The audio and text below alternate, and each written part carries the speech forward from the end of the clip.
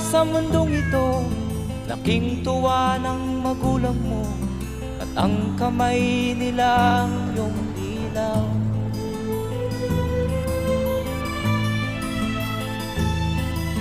At ang nanay at tatay mo'y di malaman ang gagawin, namasdan pati pagtulog mo.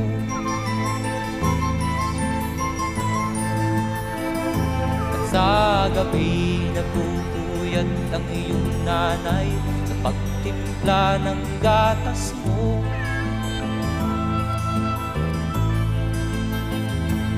Sa umaga na may talong ka ng iyong amang tuwang-tuwa sa'yo.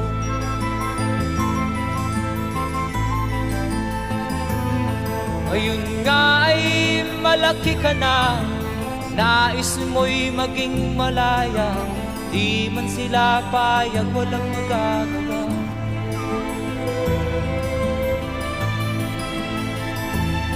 Ikaw nga ay bigla